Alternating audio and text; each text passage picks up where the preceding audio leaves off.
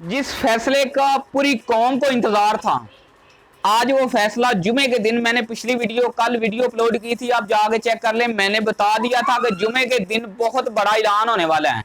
अल्हम्दुलिल्लाह वो ऐलान आज जुमे के दिन हो गया, क्योंकि मैंने जुमेरात वाले दिन एक वीडियो अपलोड की थी, उसमें ये बताया था कि कल बहुत बड़ा ऐलान होने वाला है। आज वो ऐलान हो गया।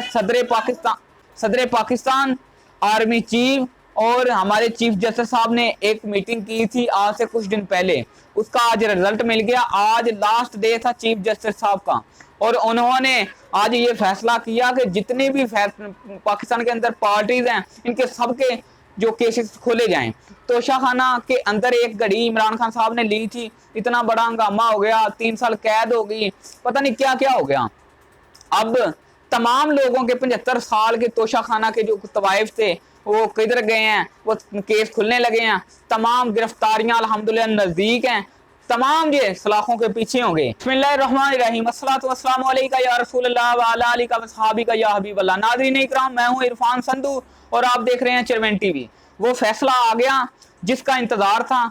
तो चीफ जस्टिस साहब ने आज अपने पाकिस्तानी होने का हक अदा कर दिया, क्योंकि उन्होंने एक ऐसा फैसला सुना दिया। मैंने पिछली वीडियो में कहा था कि कल जुमे का दिन है, कल बहुत बड़ा बहुत अहम फैसला होने जा रहा है।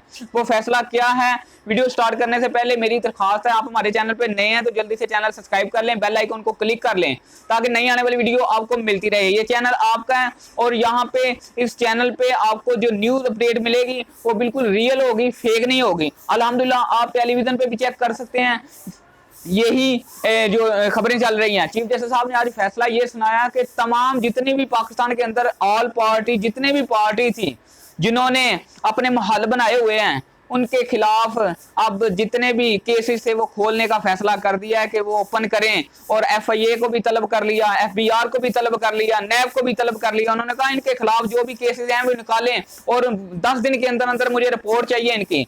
तो अब देख लें इंशाल्लाह। अब बड़ी बड़ी, मैंने आज से 1 हफ्ता पहले 10 दिन जा रहे हैं, इस 10 दिन के अंदर अंदर बहुत बड़ी गिरफ्तारियां हो गई अल्हम्दुलिल्लाह। ये मैं बता रहा हूं आपको, हमारे चीफ जस्टिस साहब अपना हक अदा कर गए हैं। वो मर्दे कलंदर हैं, वो असली शेर हैं। क्यों कि अदलिया को बहाल, अब अदलिया को इंसाफ भी मिलेगा। अब उन्होंने आइन और कानून का ख्याल रखते हुए चीफ जस्टिस साहब ने पूरा अपना हक अदा किया कि यार आप लोगों ने ड्रामा क्या बना रखा हुआ था, अब ये नहीं चलेगा।